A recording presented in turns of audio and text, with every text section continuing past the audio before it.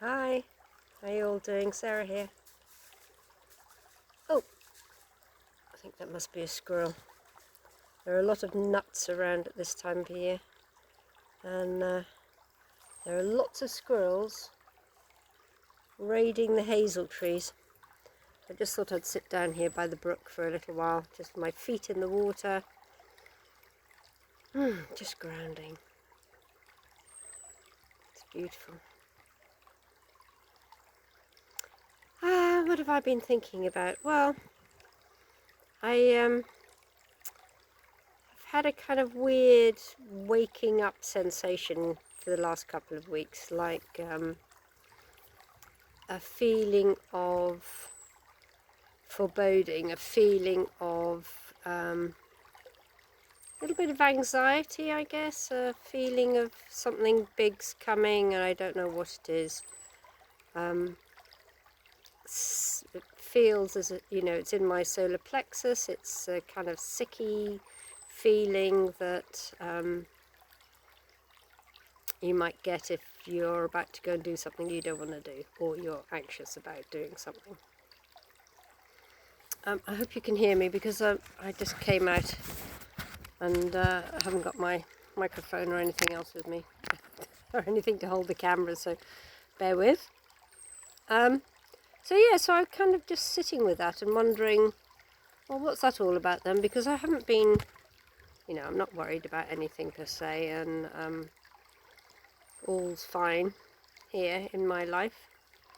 So I don't know, maybe I'm picking up on the collective feeling at the moment, which is pretty heavy. There's so much going on in the world. I don't have to tell you that but it's constant. Daily bombardment of stuff. I mean, I try not to spend too much time looking at the news, but I do look at it once a day at least, and just to check what's going on without getting too sucked into it. So I mean, it could be that the sun is giving off some very powerful flares at the moment, which obviously changes the magnetism around the earth, which in turn changes the vibration of the earth, which in turn changes our vibration. So it could be something along those lines, but anyway, whatever. It's not, it's not bad. It's just this waking up feeling a little bit off, or feeling that something is off. And I've been pondering things and thinking, oh, is it because I spend a lot of time thinking about Mum, and she's coming up to her 96th birthday next month. And how much longer will this go on? I mean, she's fine physically. She's pretty good, and her dementia is not good. I mean, she knows who I am still, but she doesn't know what day of the week it is, or whether I was there yesterday or 2 months ago. So she really doesn't remember anything on a timeline. She doesn't remember stuff. Occasionally she has a moment of lucidity when she says to me, oh, I want to go home, can I come home with you? Which is, I find quite upsetting, that she's realised that maybe, she's in this place now which she says feels like a prison sometimes, but I know she doesn't feel like that, because she loves all the carers, and they're very sweet to her. So, that kind of Mum's mortality is, sits in the back of my mind all the time. And Rafi, bless him, is now 13, and although he's pretty fit, well, he is fit, he's fine, he's got a bit of a problem with his back legs, but that's been ongoing for a long time. And that sits in the back of my mind as well, that maybe I've only got another, 4 years with him or something, if that. And so it kind of makes me think about my own mortality, and facing that. And I think, isn't there, I can't remember what the saying is, but until you've really faced your own mortality, you can't really live. And So I've sat with that for quite a long time. I'm not frightened of dying. I don't want, it would be nice not to have a painful death, however that might show itself. And I guess, the thought of poor little Anne Widdecombe, the Reform politician, dying in such a brutal way. Whatever you thought of her, she was who she was, and she was a devout Christian, so all her beliefs come from her Christianity, if you like. So I never had a problem with her. It's just desperately sad to think that somebody else thought it was worth killing her for her convictions. And so that's kind of, this whole thing of mortality has been sitting with me. And what do we do when we face our own mortality? Do we suddenly think, oh my God, right, okay, I've got to do something, I've got to get up and move house, or I've got to move countries, or I have to do something exciting, or I have to climb Kilimanjaro or something, just to prove that I'm still able to do that.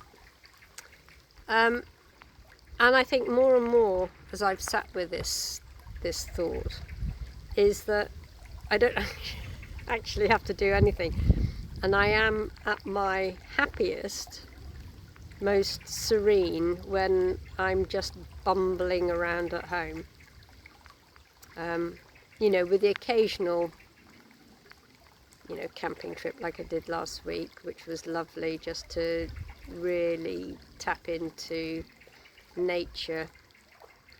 Rafi's fishing. Can you see him? It's one of his favourite pastimes, bless him. Where are the fish, Raf? I haven't found any fish. So yeah, and just being at home, I don't feel I have to sound exciting anymore. I used to, when I was younger, think, I've been to this country and I've been to that country, and I travelled here and I've travelled there and I've done this and I've done that. And I don't feel I need to do that anymore. Not because I've grown out of it, but because I'm actually quite content in my solitude, in my own house, and just some days I don't do anything at all.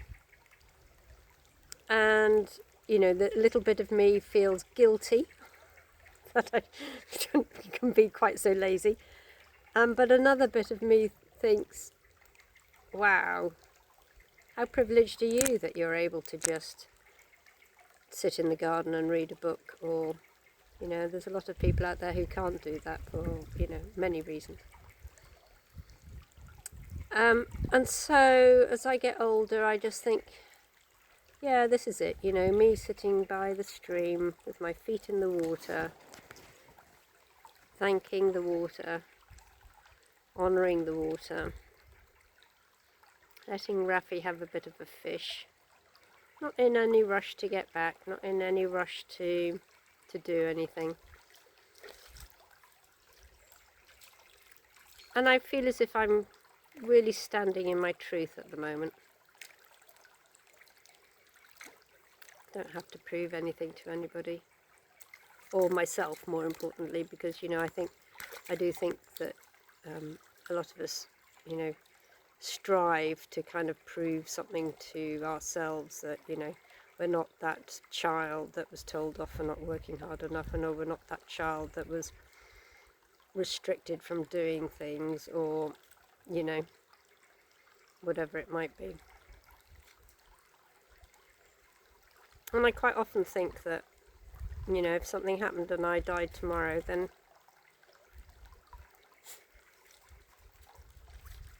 I don't feel as if I've missed anything. I don't feel as if I am missing anything by sitting here, just being still and in connection with nature. Or just in my house, fiddling around, pulling up all the stair carpet like I was this morning.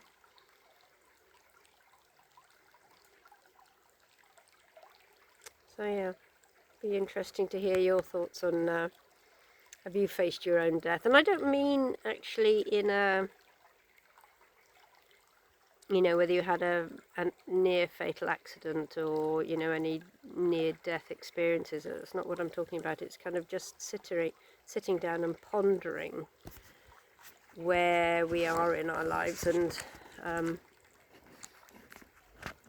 have we actually sat down and thought about our own mortality and what that actually means.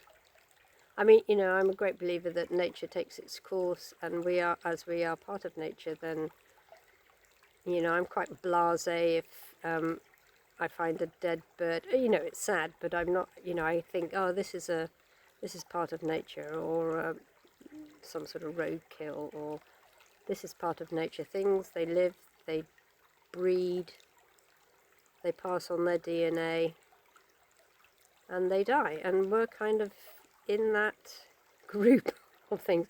I don't know, humans seem to have this idea that we're immortal, and that, you know, nothing will ever happen to us.